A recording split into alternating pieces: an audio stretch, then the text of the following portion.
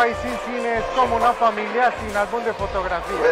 Para mí ha sido una cosa muy maravillosa y muy hermosa poder presentar mi película a través de la Cinemateca en este programa de Cultura al Parque, pues porque he tenido contacto con una gente que pues yo creo que hubiera sido muy difícil poder estar con ellos. He venido media hora antes de la película y he podido, por ejemplo, ahora mismo he estado hablando con una señora que vende tintos, hablando del cine, hablando de las películas.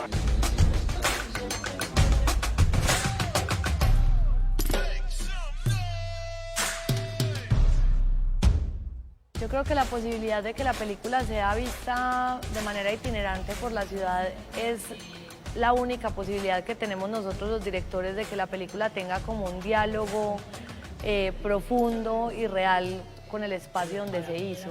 Estos espacios permiten la posibilidad de que la película tenga esa vida y que genere otro tipo de debate también desde los lugares desde donde son vistos.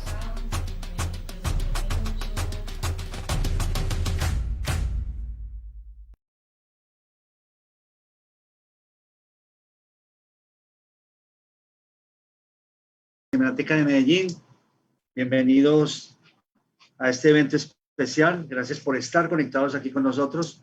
Vamos a presentar el ciclo de cine documental venezolano. Vamos a tener un conversatorio con Oscar Murat y con Patricia Ortega. El primero de ellos, también quiero darle la bienvenida a ambos, ¿cierto? A Oscar y a Patricia, que van a estar conversando. Oscar es el responsable, digámoslo, de esta maravillosa idea, quien ha hecho la selección de las películas y que va precisamente como a presentar un poco el ciclo y hablar con Patricia, una de las directoras, la directora de las dos primeras películas que se están presentando desde ayer 2 de junio y se presentarán hasta el 17, estas 4 películas. Oscar, digamos, es un cineasta, un documentalista, crítico venezolano que está viviendo en Medellín y que nos ha traído la buena idea de empezar a ver, digámoslo, este cine que es muy reciente, el último cine documental venezolano que desconocemos por completo y que seguramente estará pues dándonos muchas pistas sobre ese país que está como digámoslo, convulsionado socialmente, en unos aventuras y unos cambios estructurales, unos cambios políticos muy importantes. También como Colombia, yo creo que es importante ver un poquito, escuchar qué está ocurriendo en Venezuela a través del documental. Así que, Oscar, bienvenido. Lo mismo que Patricia. Creo que vamos a estar aquí entonces conversando con ustedes. Ustedes van a estar conversando durante un rato, hablando de la obra de Patricia. Oscar, muchas gracias y creo que no será la primera vez que nos veamos y que colaboremos y posiblemente seguiremos con otras etapas, con otros momentos, digámoslo, de conocimiento del cine documental venezolano contemporáneo. Y lo mismo también tenemos que hacer en mostrar también el movimiento documental colombiano de los últimos años, que también ha sido muy importante y que no se conoce en Venezuela. Bienvenidos entonces a este espacio de la Cinemateca y muchas gracias por hacer parte de este ciclo tan importante. Víctor, muchas gracias por tus palabras. Estoy completamente de acuerdo contigo. Nos conocemos poco, lamentablemente, conocemos poco nuestra cinematografía y creo que este es un bonito momento pues, para hacerlo. Quiero aprovechar pues agradeciéndole a Madeleine Ceballos, directora general de la Cinemateca Municipal de Medellín, a Alba Salazar, la coordinadora de exhibición de la Cinemateca, a Vanessa Córdoba, la comunicadora de Cinemateca, y a ti por este espacio para poder dar a conocer el cine documental venezolano. Gracias a ustedes, pues este espacio existe y creo que bueno, va a ser pues como un primer paso para esa integración de la que habla. Y creo que sí, en Venezuela tampoco se conoce mucho el cine documental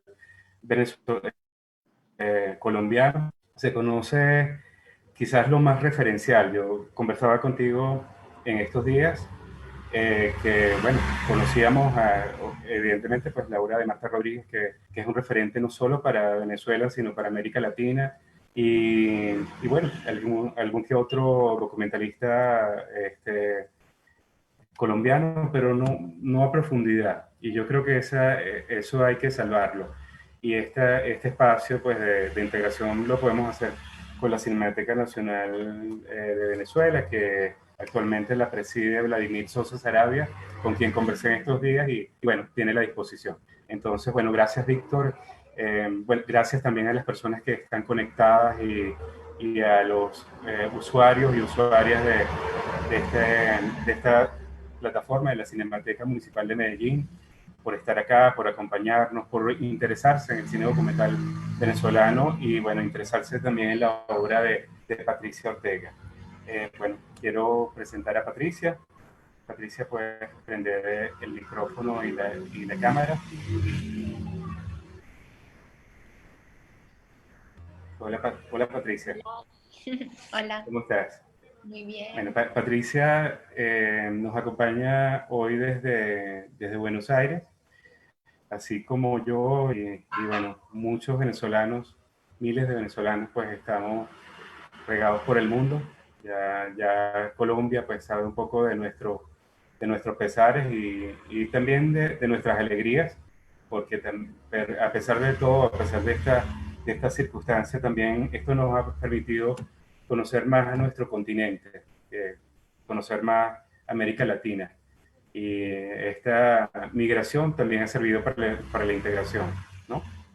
Entonces, claro que sí. Bueno, de todas maneras, entonces, sí. Patricia, te doy la bienvenida también aquí a este espacio de la Cinemateca. Gracias por hacer parte de este ciclo y qué maravilla conocerte. Entonces los dejo Oscar y Patricia conversando. Vale. Muchas gracias, un abrazo. Un abrazo fuerte para ti. Hasta luego. Bueno, Patricia, quisiera también presentar un poco a Patricia. Patricia es cineasta. Yo no pudiera decir que es documentalista exclusivamente porque Patricia se maneja tanto en la ficción como en el documental y bastante bien. La obra de Patricia se reseña pues, a partir de una película que se llama Pasajeros en 2004, luego Al otro lado del mar en el 2006, El regreso en el 2013, anterior a eso Catauta, que es un documental que fue por el 2008, luego Yo Imposible, que es una película de ficción importante que actualmente se encuentra en la plataforma del Trasnocho Cultural en Venezuela y es una película que ha tenido montones de premios. Actualmente está desarrollando una película que se llama Mamá Cruz, que está en desarrollo, y también está desarrollando un documental autorreflexivo que se llama 5203 kilómetros. Patricia, bueno, bienvenida a este ciclo de cine documental. No, yo feliz de estar acá, feliz de esta iniciativa, ¿no? que están desarrollando de proponer un espacio de intercambio cultural, ¿no? Porque realmente, como estábamos hablando detrás de cámaras, antes nos conocemos muy poco, ¿no? Estamos muy cerca, pero nos conocemos muy poco. Entonces creo que es interesante que hagamos este intercambio de conocernos a través de las historias que contamos. No hay mejor forma que conocerse que esa. Sí. Te voy a robar un momentico también para agradecer pues, a Fundador Mérida, fundación que coordino, y bueno, a mis compañeros Gustavo Arriaga, Atahualpa Lichi, Manuela Blanco, María Rodríguez y Joy Plaza, pues que son parte de este sueño y que han puesto pues todo lo mejor de ellos para que Fundador ya cumpla 7 años este año, ¿no? Desde el 2014, cuando arrancamos la primera muestra de cine documental. Patricia, ¿quién es Patricia Ortega? Me gustaría que me contaras un poco quién eres, porque quién eres creo que nos puede ir dando la pista de estos dos documentales que vamos a conversar hoy. Cuéntanos quién eres tú y cómo te formaste y cuáles son tus inquietudes. Bueno, una pregunta complicada. Cuando uno le preguntan quién eres, uno se queda como que, bueno, bueno, yo lo que puedo decir es que nací en Maracaibo y eso creo que sí define quién soy, ¿no? Porque es una ciudad muy caliente, frontera con Colombia precisamente, una ciudad donde se habla gritado y donde hay mucha luz, mucho movimiento. Y mi familia es una familia, vamos a decir, de esas familias maracuchas rajadas, ¿no? No tengo a nadie cercano en el cine.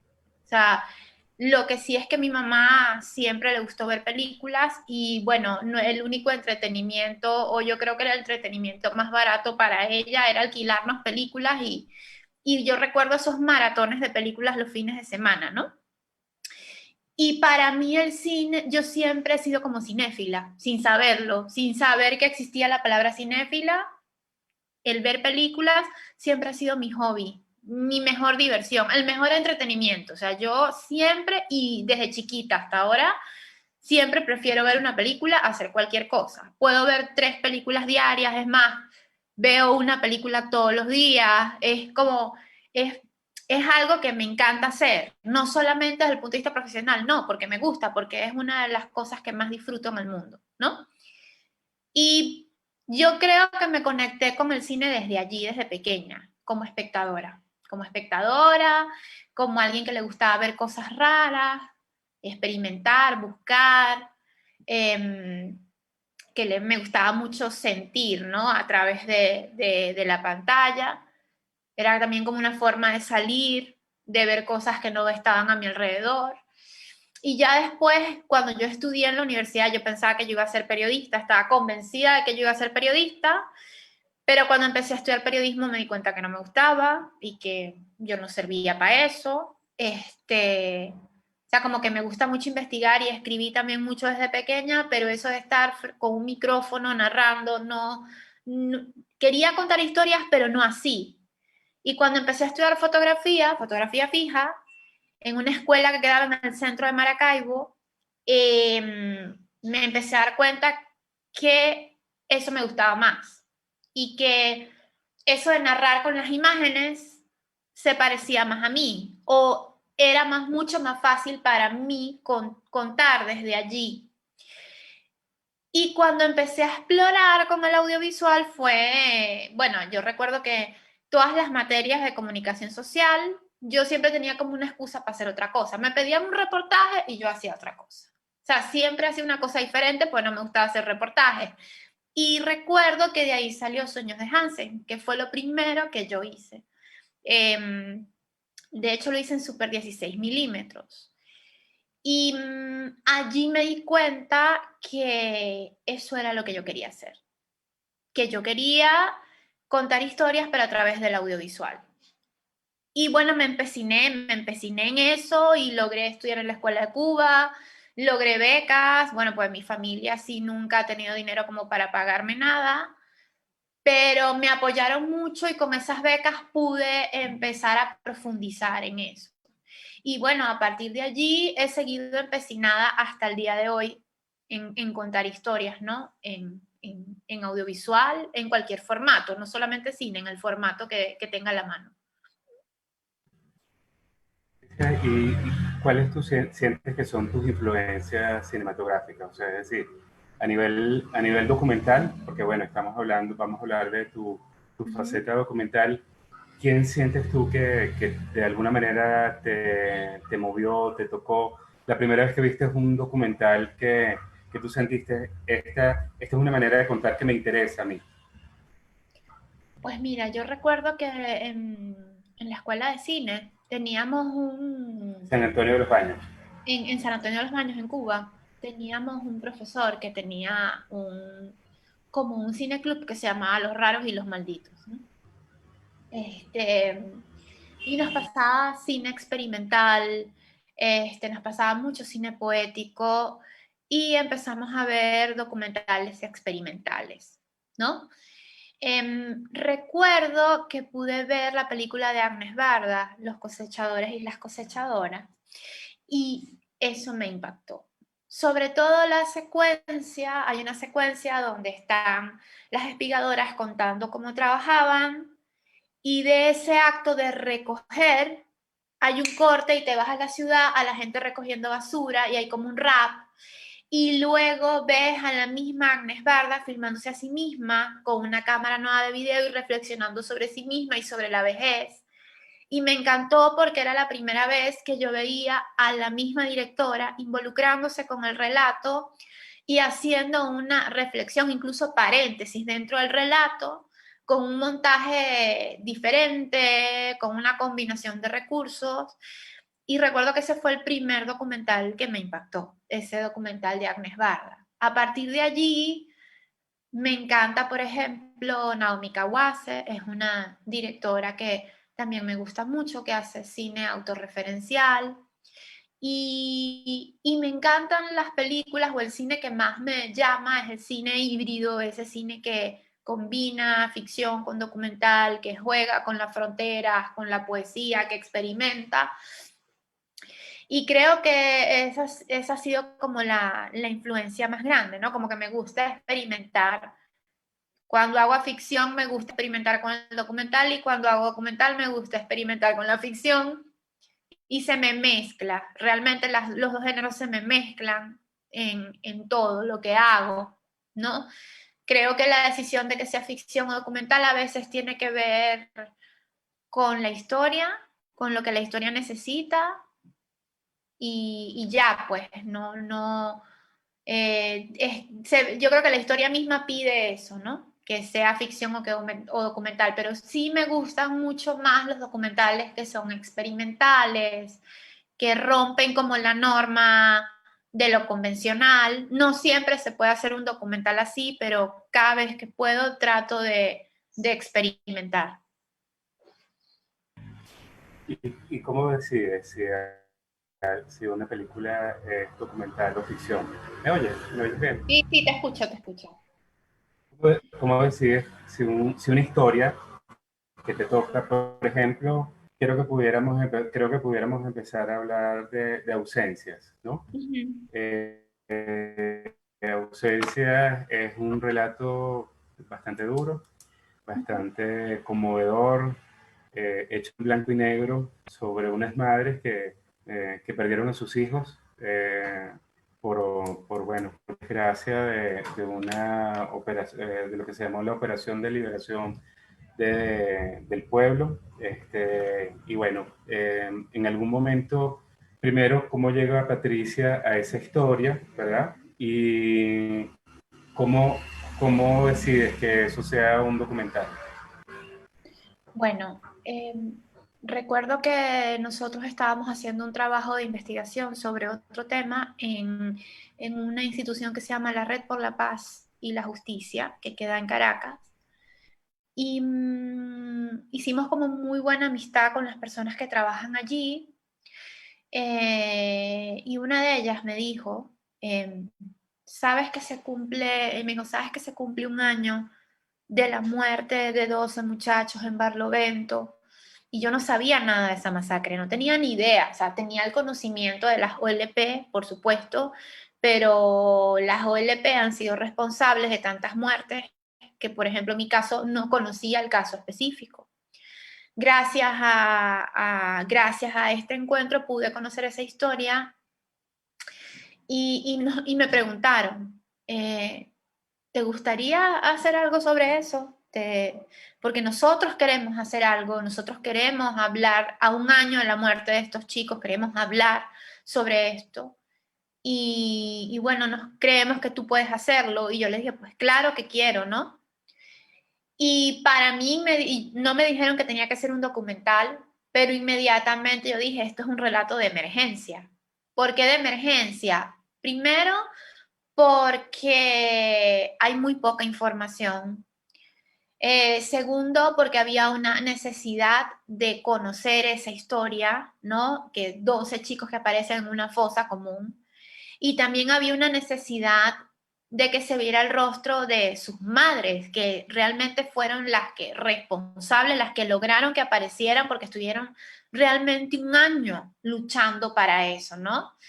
Y cuando tú ves la noticia, ves la historia, la masacre, pero no ves las madres, no ves a la gente que está detrás de la historia. Entonces, en este caso, yo estaba convencida de que era un relato de emergencia. Y bueno, el problema era que no había dinero. Entonces, ¿cómo hacemos para contar esta historia sin dinero? Es decir, no hay tiempo para hacer el proceso clásico de un proyecto, de escribir un guión, ir a fondos. O sea, estamos hablando que el desarrollo de un proyecto puede durar 2 años. No podíamos esperar 2 años. Era una necesidad urgente. Y bueno, ¿qué decidí yo? Trabajar con lo que tenía en la mano. Y lo que tenía en la mano era un trípode y una cámara. Y un micrófono. No tenía más nada. 2 personas con un trípode, una cámara y un micrófono. Y bueno, estas mujeres que estaban en una situación de amenaza de muerte también, que estaban como escondidas, teníamos otro problema que era que solamente teníamos 3 días para grabar y que teníamos que grabar escondidos y que no podíamos hacer como un trabajo de estar yendo un mes porque era peligroso ir a Barlovento y que supieran que estábamos haciendo eso. Entonces teníamos que estar como muy escondidos. Entonces, una cámara, un trípode, un micrófono y 3 días. No fue, yo dije, bueno, vamos, ¿qué hacemos? O sea, ¿cómo contamos esto con estas condiciones? Porque las condiciones también influyen en el relato, influyen directamente.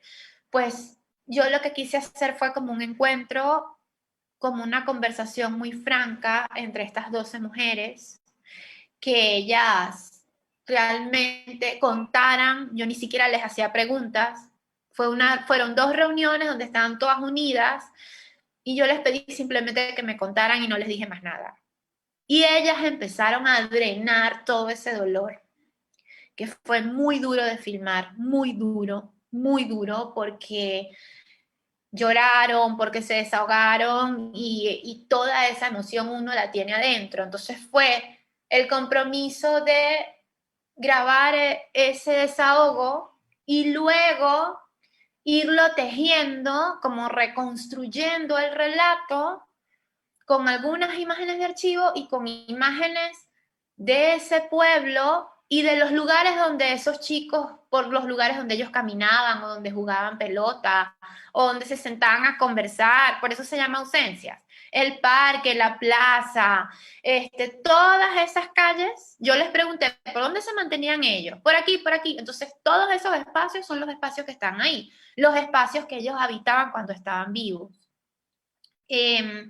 Y habían cosas, por ejemplo, que no pude pedir, como por ejemplo, yo hubiese querido filmar la ropa de esos chicos y no lo pude pedir, no porque nadie me lo impidiera, sino porque éticamente no pude. O sea, ya cuando tú ves a una mujer destruida, llorando, que el simple hecho de nombrar a su hijo hace que tiemble, que se quiebre, no me podía imaginar lo que podía suceder si yo le pedía que sacara la ropa de él, era como algo macabro, ¿no? Entonces, como que tuve que olvidarme mucho de esa puesta en escena que uno siempre tiene en la cabeza de necesito esto, y meterme más en la piel de ellas y ser como respetuosa de ese dolor y no meter el dedo en la llaga, ni manipular, ni aprovecharme de ese dolor. Bueno, es como mi punto de vista, uno puede trabajar de muchas formas, pero a mí no me gusta usar el documental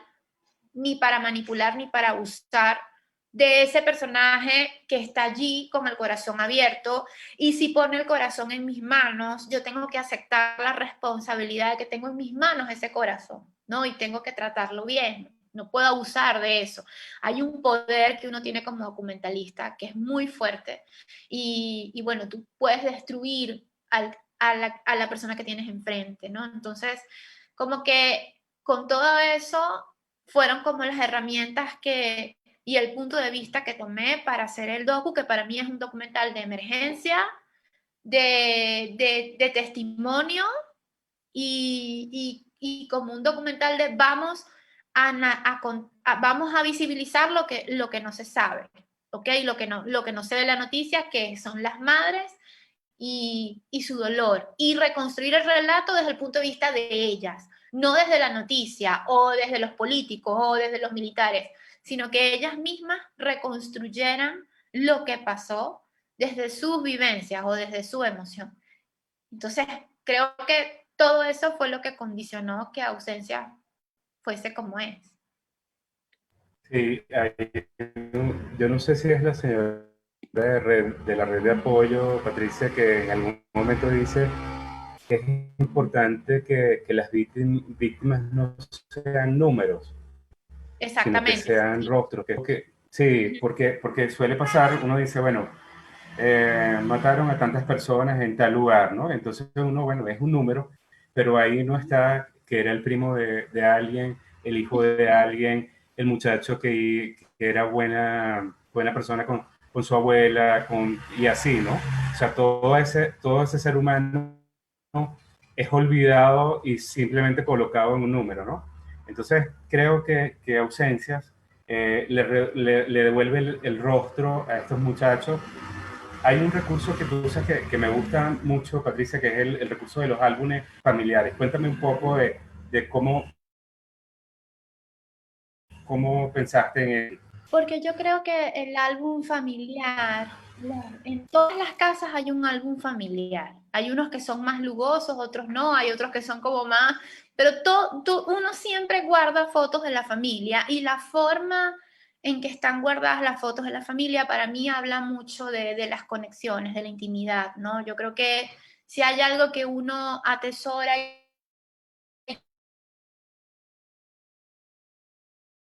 que uno se lleva cuando se va de viaje, y eso de ver las fotografías de esos chamos, verlos cuando estaban chiquitos o cuando hicieron la primera comunión, y que las mamás contaran, ¿no?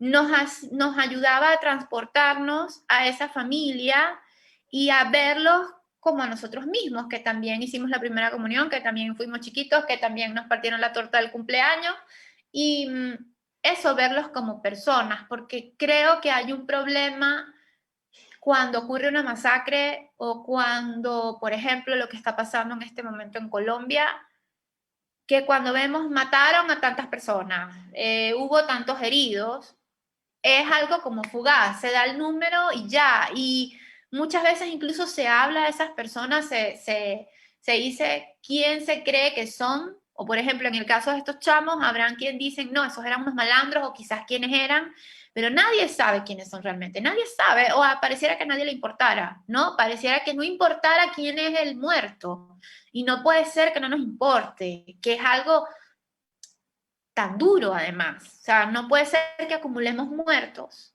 y que no nos sepamos ni siquiera los nombres de esos muertos.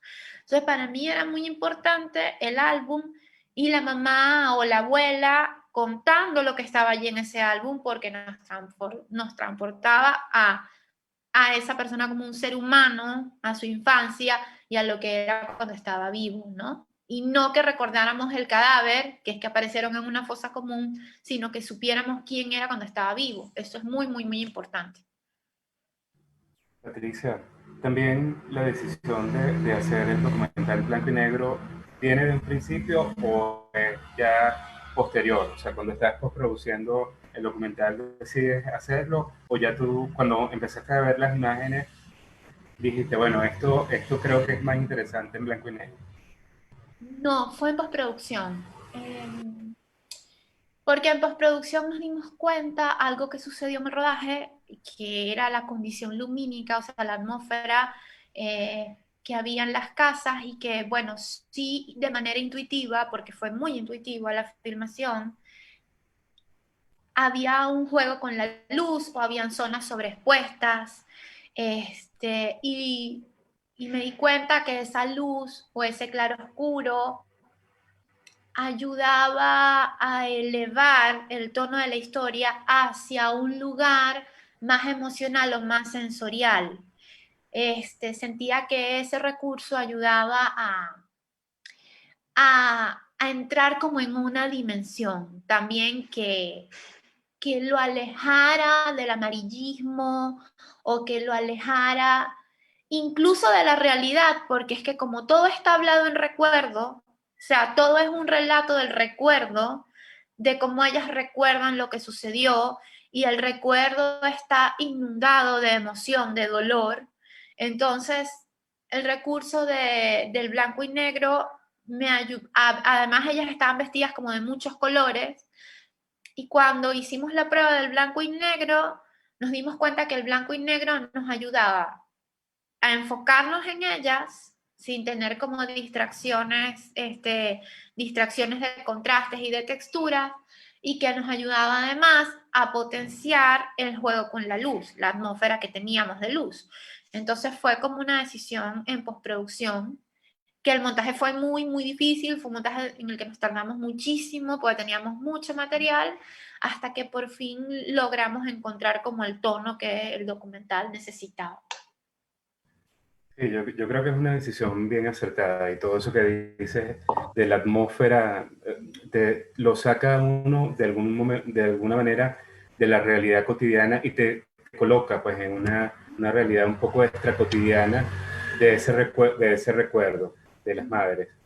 Hay algo en el documental, Patricia, que no es muy fácil de conseguir, que es que la gente, que las personas de quienes estás contando tu historia te den confianza, te brinden la confianza. O sea, ¿qué crees tú que genere ese espacio de confianza, y sobre todo con una cosa tan íntima como la muerte de un hijo? O sea, ¿cómo hiciste nexo tú con estas mujeres? Yo creo que lo más importante ahí es que tu forma de hablar con ellas sea de tú a tú. O sea, tú no llegas ahí como un cineasta, como un realizador, para nada. Yo llego ahí como Patricia. Como Patricia, y como Patricia casi siempre me siento en el piso o me siento junto a ellas. Y incluso Damián, que fue mi compañero de trabajo también. Yo recomiendo, por ejemplo, estoy convencida, para que, aunque tengas dinero para producir un documental con este tema, yo, por ejemplo, no llevaría nunca una cámara grande, nunca llevaría luces, jamás. Y tampoco iría con un gran equipo de personas. O sea, 2, 3 como máximo y ya, no más nadie. ¿Por qué? Porque cuando hay una luz o una cámara o la puesta en escena es más importante que los seres humanos, es imposible establecer una relación de confianza, porque esa es una relación de poder. Entonces pareciera que la cámara tiene un espacio pesado, la luz también. La gente, el equipo, si entras como cineasta, es decir, si entras y dices estoy trabajando, tienes un peso de poder, como de control, ¿no? Como de que tú tienes el conocimiento.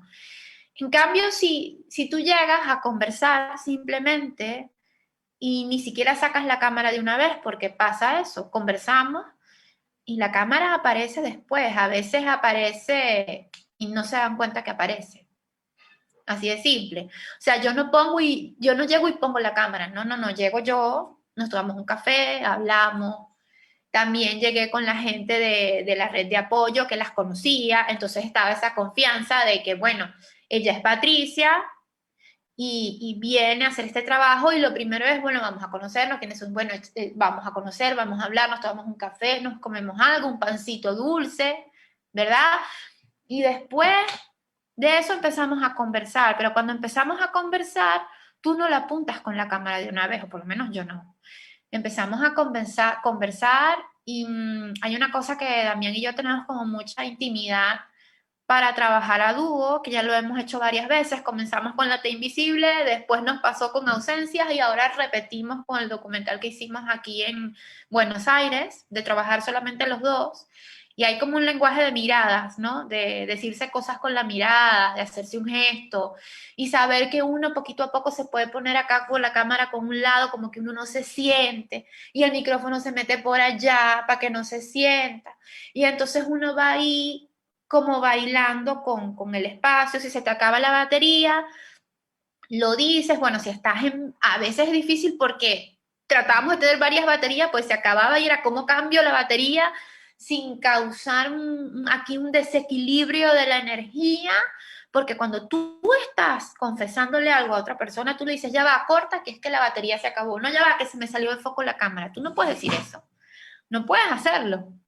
Entonces es más bien cómo uno se adapta y cómo uno tiene dentro del mismo, con las personas que estás trabajando, en este caso éramos dos, un respeto por la situación y una conciencia de que son las personas que están allí las que tienen el foco de atención y la importancia, y que la cámara tiene que estar en segundo plano. Y eso es muy difícil de hacer. Es muy intuitivo.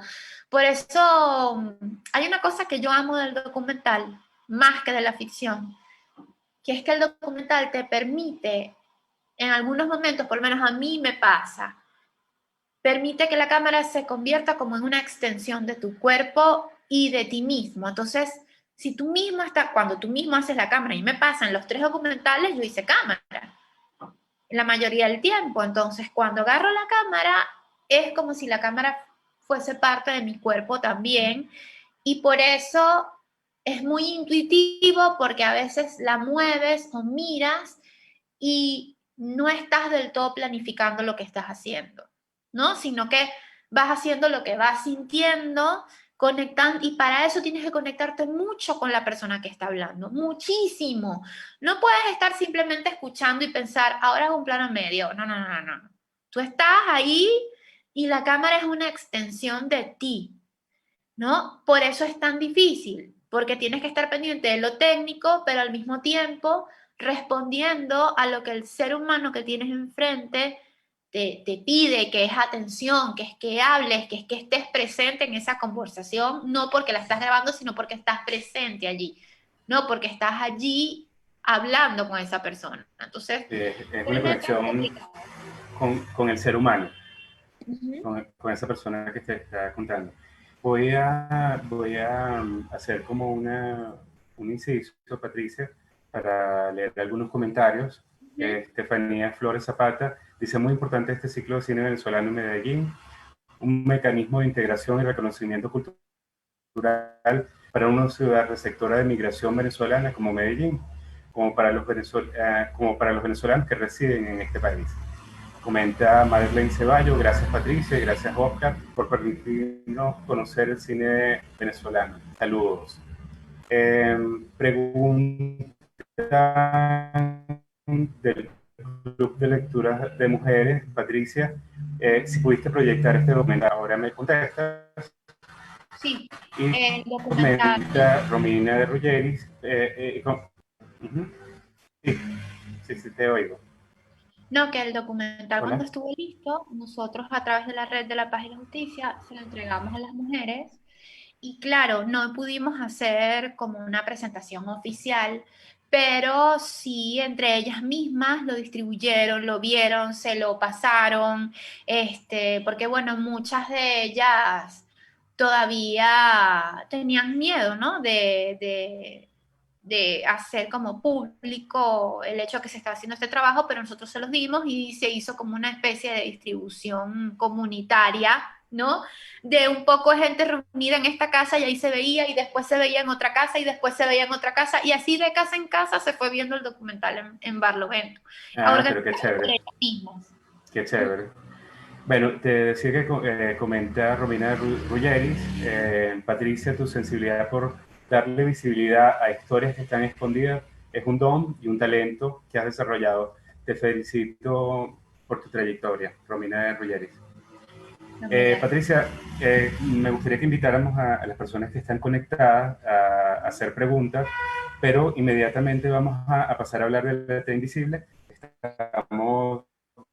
Ahorita son las 6:44 y quisiera pues que también le diéramos un espacio a esa película.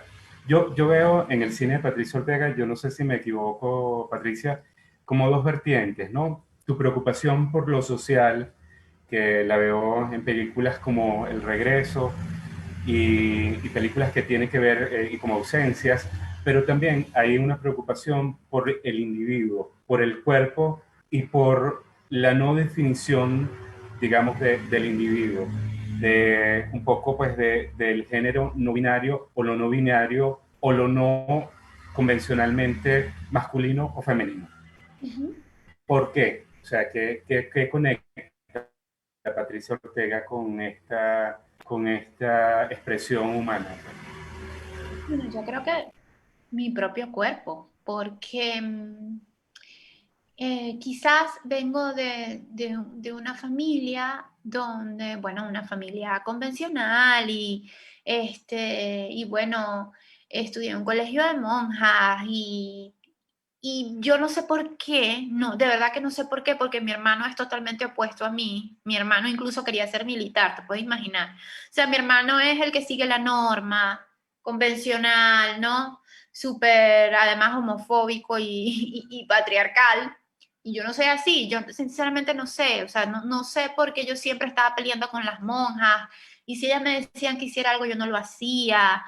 Y como que siempre fui como la piedrita en el zapato y después empecé a darme cuenta que era que, bueno, esa educación no, realmente no estaba, yo no me identificaba con esa educación y yo pude un poco empezarme a dar cuenta de esto y empezarme a construir estando en la universidad, pero siento que incluso después de mis 30 y pico de años es que yo empecé a entender qué era lo que me pasaba, ¿no? Qué era lo que me pasaba y se empezó a manifestar en mi vida desde todo punto de vista y creo que un poco cuando empecé a investigar sobre Yo Imposible, ahí hubo un cambio y no hay vuelta atrás. O sea, para mí ya no hay vuelta atrás. Eh, Cuando empecé a experimentar con el cuerpo, no solamente visualmente, sino también en la investigación, en las propuestas, empezar a contar un poco también desde adentro, desde lo íntimo, y no desde lo grandilocuente, sino desde lo que es muy subjetivo. Ahí encontré algo con lo que realmente me podía identificar y algo como que conseguí un nicho con el que yo me podía expresar y sentirme totalmente cómoda y libre para explorar cosas, incluso para contradecirme, ¿no? Y realmente empecé a darme cuenta que por allí podía sentirme más plena como ser humano y que a través de esas historias podía verme también a mí misma, podía ver que bueno, todo lo que no podía reconocer o a lo que no le podía dar nombre, o también todas las cosas a las que yo no me podía deslastrar, gracias a como a ese vuelco y a encontrar el cuerpo y sobre todo a encontrarme con la realidad no binaria también como parte de mi realidad, me ayudó a estar como más centrada también como realizadora y como ser humano. Patricia, ¿y quién es Sharon? O sea, cómo llega Sharon a la vida de Patricia Ortega? Sharon es el protagonista de La T Invisible. Sharon y yo estudiamos juntas en la universidad. Charo y yo estudiamos juntas en la universidad, pero Sharon en ese Juntas, momento se juntas y llamaba no Sharon. juntos. Juntas ¿Ah? y no juntos. Juntas Sí. y no juntos. O sea, Bueno, dice que juntas, ahora yo digo juntas, para pero esa cuando junta. yo conocí a Sharon, no se Uh -huh. llamaba Sharon. Claro. Todavía no había sido Sharon. Y ni siquiera quiero decir el nombre que tenía, porque ya ese nombre no Vale, existe. vale. ¿Okay? Yo estudié con ella cuando todavía no había hecho la transición. Nos queríamos mucho. Y un día, después, imagínate, de la universidad, y después de mucho tiempo, un día me dice, mira, tengo una amiga que te quiere conocer. Cuando me manda una foto es ella, pero ya vestida de chica. Y bueno, y me dijo que toda su vida, me contó que toda su vida había sido travesti, que nunca lo había dicho, que no se atrevía a decirlo, pero que se atrevía porque veía lo que yo estaba trabajando con Yo Imposible y eso como que le dio valor a contármelo y a partir de allí le dije, bueno, pero chévere, bien que se echaron, te felicito y hubo esa conexión porque además ella escribe muy bien y tenía un blog precioso donde narraba sus experiencias. Y yo le dije, mira, pero podemos hacer algo sobre esto, porque en ese momento ella estaba empezando a romper ese closet, empezando a atreverse a caminar como ella quería caminar, vestida de mujer, frente al mundo, ¿no? Y entonces en ese momento decidimos hacer este cortometraje, que fue muy fácil de hacer realmente porque lo hicimos entre amigos. Éramos Sharon, su esposa, Damián y yo. 4 personas en la casa de mi tía, que es una cómplice maravillosa. Y de nuevo, yo no tenía nada. Es más, no tenía ni trípode. Yo lo que tenía era una cámara y un lente teleobjetivo. Yo no tenía más nada. Más nada, ni luces, nada. O sea, yo no tenía más nada. Y el micrófono. No teníamos más nada. Y hay 2 cosas que influenciaron mucho en cómo está hecho ese documental. Uno, que en ese momento Sharon me pidió que no quería que se le viera el rostro porque no se lo había dicho a su familia y bueno, que ella quería que el cortometraje se viera, pero que no quería que el rostro se le viera. Y 2, que yo tenía un teleobjetivo y que no tenía trípode. Entonces dije, bueno, perfecto, tener un teleobjetivo me ayuda. Me ayuda porque Sharon no quiere que se le vea el rostro. Entonces hacemos todo en primer plano y con poca profundidad de campo. Eso fue lo primero. Bueno, hacemos todo en primer plano. Primerísimo primer plano y poca profundidad de campo. Es decir, vamos a jugar con el fuera de foco, sin miedo. Vamos a jugar con la silueta, con el rostro fragmentado, sin problema. ¿Ok? Y que la cámara en mano, como lenguaje, esté presente, porque es que no teníamos trípode, entonces no podemos estabilizar la cámara de ninguna forma. Bueno, vamos que la cámara en mano esté más bien como parte de la poesía y de la forma en que nos comunicamos con el personaje. Entonces trabajamos con los espejos, trabajamos con el maquillaje y realmente era muy sencillo, era cómo te transformas, cómo te vistes. Y a partir de cómo se viste, me enfoqué en cómo ella se conoció con su esposa, que me parece muy lindo porque son 2 chicas, o sea, cómo ella se conoció con su esposa, cómo su esposa la ayuda a vestirse, a maquillarse, además en el corto la esposa la maquilla, ¿no? Y creo que esa historia de amor para mí era muy importante porque rompe todos los paradigmas de lo que es un matrimonio, de lo que es una familia, de lo que es ser mujer, de todo. Y Sharon tiene algo muy lindo, que es una persona que escribe sobre lo que le sucede y lo convierte también como en un testimonio que también le sirve a los demás, la forma en que ella habla. Entonces, todo eso condicionó la película. Por eso me fui a casa de mi tía, que tiene un ventanal grandísimo, que yo sabía que iba a tener mucha luz, que yo sabía que tenía a Marilyn Monroe ahí grandísima y que tenía muñecas y que mi tía es súper queer, súper queer. Entonces, el espacio más queer que yo tenía a la mano era la casa de mi tía, que tiene maquillaje, lentejuelas, cosas, o sea, mi tía tenía de todo. Entonces dije, bueno, este es el espacio perfecto y yo sé que Sharon se puede vestir delante de mi tía, que no va a pasar nada, que todo está bien, que mi tía más bien nos ayudó muchísimo, nos cocinó. Entonces en ese espacio de familia, porque realmente es un espacio de familia, se hizo el docu y de una manera muy espontánea, muy intuitiva. Eso sí fue una conversación entre panas. Claro, en este caso yo no la estaba mirando con mis ojos, sino con la cámara, ¿no? Y había una plena confianza, pero plena. Ella jamás revisó lo que yo estaba grabando. Yo le dije, yo te prometo que no se te va a ver la cara y no se le ve. Y las partes que medio se le veía, yo lo trabajé en postproducción y lo saqué de foco. Y no importaba porque ese fuera de foco o ese movimiento de cámara, la poca profundidad de campo y como la fragmentación de las partes del cuerpo, del rostro, de todo, y el uso del espejo, era como parte del lenguaje. Entonces,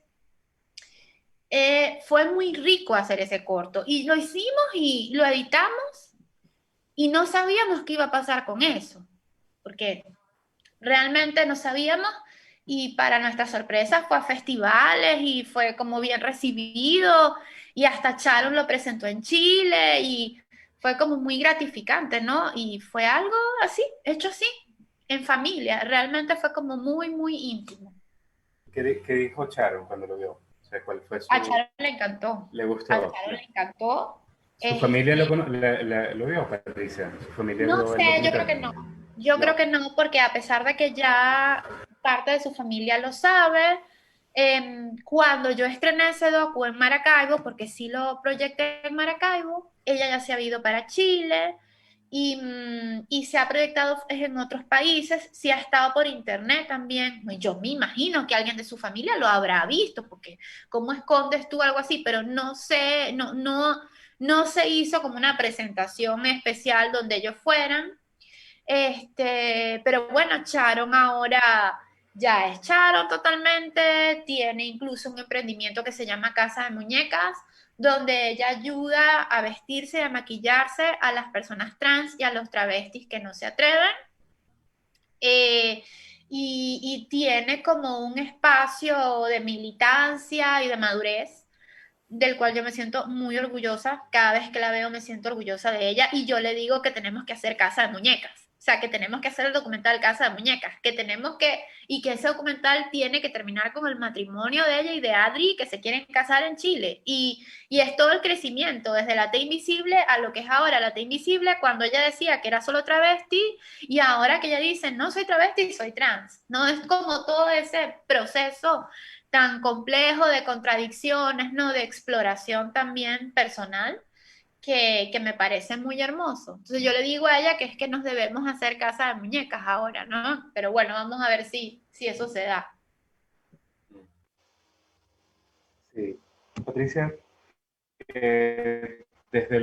yo, pues que te conozco un poco y trabajamos juntos, siento que eres como una gran defensora del género. ¿Me escuchas? Sí, te escucho. Sí, de que nos expresemos desde el género que nos sintamos identificados, ¿verdad? Uh -huh. Y que además ese género sea inclusivo, ¿no? O incluyente. Uh -huh. ¿Por qué sientes que eso es importante? Porque para Patricia Ortega es importante esta visión también desde el lenguaje, ¿no? No solamente desde el lenguaje audiovisual, sino también desde la palabra. Yo creo que no sé, así, yo creo que en Venezuela, bueno, en Colombia también, en todos los países, cada ciudad inventa sus propias palabras, ¿no? Y yo siempre me he identificado mucho con mis palabras maracuchas. A mí me encanta decir vergación, a mí me encanta decir ladilla, me encanta decir verguero, que molleja, y siempre, y me he dado cuenta que es que me gusta decirlo porque lo decía mi abuela, y porque así habla mi mamá, y porque así se habla en mi casa, o porque así hablo yo con mis amigos, con la gente que yo quiero. Entonces, esas palabras son mi intimidad. O sea, son las que me hacen sentir en casa, como querida. Y son las palabras que me definen, ¿no? Un poco cuando si estoy hablando a mí aquí, cuando hablo con amigos argentinos, me siento rara de no poder a veces usar esas palabras porque no me van a entender hasta que llega un punto que no me importa. Yo le digo, bueno, ustedes también dicen cosas que yo no entiendo. Yo les prometo que yo me aprendo las palabras de ustedes apréndanse las mías. Para que podamos tener confianza, porque yo no puedo hablar sin esas palabras porque no me siento yo. Es como si fingiera ser otra persona. Y cuando yo analizo eso, qué duro debe ser que no haya en el lenguaje una, una forma de que tu sexualidad esté representada. Es decir, ¿qué pasa? Y ahí viene toda esa discusión del lenguaje inclusivo, que hay gente que lo ridiculiza y hay gente que dice, lo subestima y dice que ¿por qué? Que eso es una estupidez, pero para mí no es una estupidez, porque si yo fuese una persona que no me, yo me siento cómoda con la A, o sea, a mí me dicen todas y ahí estoy yo, pero ¿qué pasa si alguien no se identifica ni con la A ni con la O, porque no se identifica ni como hombre ni como mujer, o porque no sabe qué es? Entonces, ¿por qué esa persona no tiene derecho de existir en el lenguaje? Eso es muy duro, es que no existes, ¿no? Y más duro todavía que se cuestione que la posibilidad de que puedas existir en nombre de defender una Real Academia Española o a la lingüística, pero la sintaxis, la sintaxis es una norma o la lingüística es una norma o una forma ajena al ser humano, a lo que el ser humano necesita, no debería. O sea, realmente Deberíamos todos estar ahí. Y para mí la es eso, es la posibilidad de que hay personas no binarias que además tienen derecho a no definirse, no definirse nunca. O sea, si no me quiero definir, no me defino y punto. O sea, ¿por qué tengo que marcar la casilla masculino-femenino? ¿Y por qué en el lenguaje no existo? Porque la gente se resiste a incluir o a reconocer el ser o la forma de vivir de alguien que dice, miren, esas palabras no me representan. Es muy fuerte. Es como la negación total de la otra persona. Entonces allí es cuando yo sí creo y que en el día a día, aunque sea difícil, porque a veces es muy difícil usarlo, pero entre más podamos usar un lenguaje con el que se sientan bien otras personas y se sientan en intimidad, queridas, tomadas en cuenta, porque si no eres un ser invisible, no existes y te tienes que adaptar a los demás. ¿Pero por qué? Es fuerte porque incluso me he topado con cineastas, con amigos cineastas muy queridos que, que son súper obtusos en ese tema. Y yo digo, no tienen nada que ver con ser cineasta, ser artista. No, yo conozco gente sencilla que no tiene ningún tipo de educación artística y que lo entiende. Y hay gente súper intelectual, con premios y con reconocimientos en el mundo del arte, que no lo quiere entender. No es que no lo entienda, es que no lo quiere entender. Entonces, hay una cosa ahí en la que hay que trabajar muchísimo, ¿no? Sí. Porque no tiene que ver con que estemos o no de acuerdo, tiene que ver con el derecho de las personas a vivir como quieran vivir y a ser reconocidas, y el lenguaje es fundamental, porque nosotros ahí nombramos el mundo que tenemos, entonces quiere decir que esas personas no existen en el mundo, no puede ser. Es una invisibilización desde el lenguaje también, ¿no? Sí. Impuesta por la sociedad. Quiero hacer un comentario que nos llegó por acá, de Caminando Saberes. Gracias por el magnífico espacio. El intercambio es fundamental para avanzar como pueblos latinoamericanos. Fundamental darle voz a quienes no la tienen. Patricia, ya llevamos una hora de conversación. Vamos a ir cerrando, pero quisiera que invitaras también a aprovechar pues, este espacio para que invitaras a las personas a que conocieran, además de tus documentales, tu película de ficción Yo Imposible. Cuéntanos un poquito de Yo Imposible, de qué va y dónde se puede ver. Bueno, Yo Imposible, de hecho, es una película que es coproducción con Colombia. La actriz, la protagonista, es colombiana, se llama Lucía Bedoya. Es una película que habla de una joven que se da cuenta que descubre que nació con genitales ambiguos y que su mamá la sometió a cirugías de normalización para convertirla en mujer.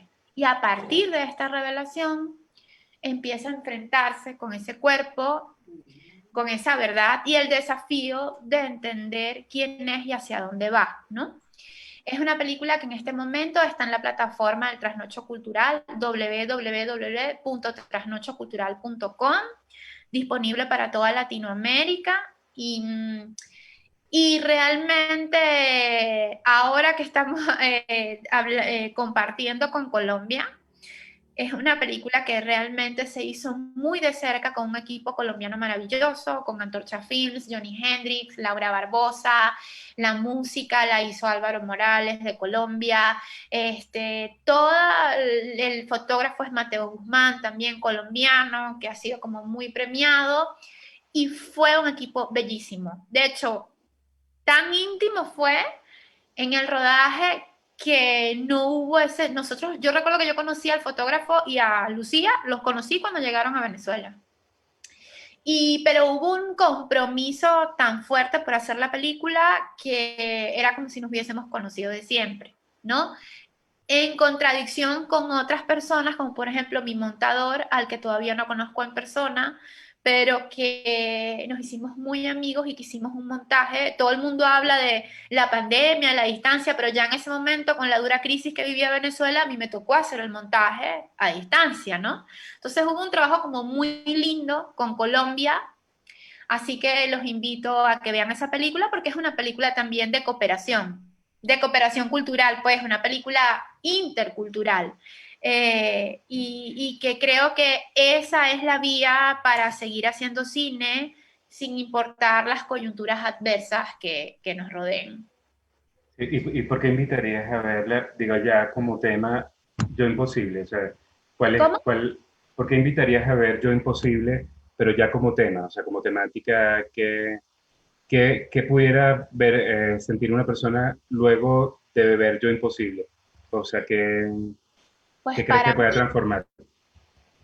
primero, para los que no sepan lo que es la intersexualidad, es como un punto de partida para entender otras formas de vivir y de ver el mundo y de ser, que no solamente se puede ser masculino o femenino, sino que también puedes tener genitales ambiguos y no pasa nada. Pero yo creo que Yo Imposible habla de reconocer la necesidad de ser dueños de nuestros propios cuerpos, de ser dueños de nuestras propias vidas, pero también la necesidad de perdonar a las personas o a ese mundo que muchas veces se opone, que muchas veces te señala, te critica, pero que el primer paso para sanar es perdonar, porque si no se perdona no se puede reconstruir. Entonces es una película que no solamente habla desde la sexualidad, sino que habla desde la aceptación del otro que tienes enfrente, ¿no? Ese otro tiene derecho a existir como tú.